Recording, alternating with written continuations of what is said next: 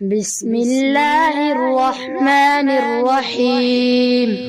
آخری شعر امر جی جل تجا بچن تے لائق ہے لکھ تھورا امر جی جل تجا بچن تے لائق ہے لکھ تھورا ساری عمر تعریف کیا تب جائیں نتھا گن گورا امر جی جل تجا بچن تے لائق ہے لکھ تھورا امر تجو احسان نہ لہندو ہکڑی رات جے او جاگے جو امر تجو احسان نہ لہندو ہکڑی رات جے او جاگے جو ہتھ کھڑی پنج ہتھ پڑھایوں کوئی بھی اسی کمزورا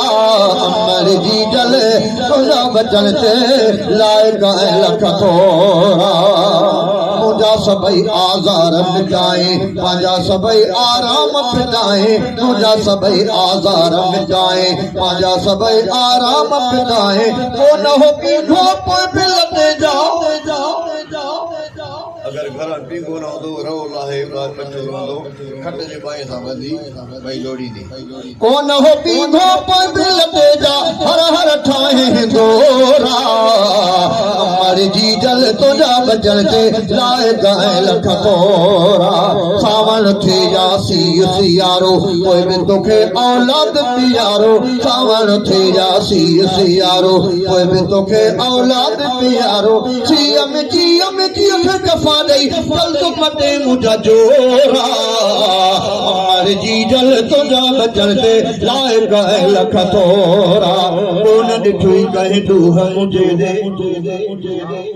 ہوئے سڈنگو ہوئے ڈوہ بھی موڑے کون ڈٹھوئی کہیں ڈوہ مجھے دے ہوئے سڈنگو ہوئے ڈوہ بھی موڑے وہ بھی چویں پٹ مجھو غریبا وہ بھی چویں پٹ مجھو غریبا چھوٹا بڑوس لے چھوڑا امر جی جل تجا بچن تے لائق ہے لکھ تھورا امر جی جل تجا بچن تے لائق ہے لکھ تھورا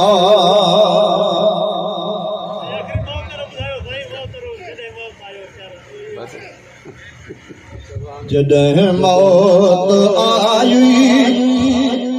تے پیارا پیارو وندئی موٹائے نہ سگندئی کہیں لاش کاندی کفن لائے ہلندئی موٹائے نہ سگندئی او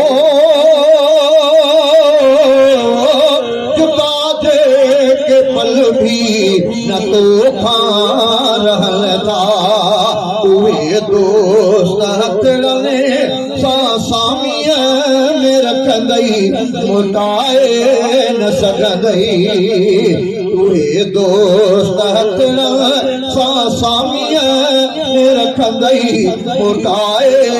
نہ سگندئی اپوئے اماں بھاؤ ہر بھیل پیاری پکی لڑے کہارے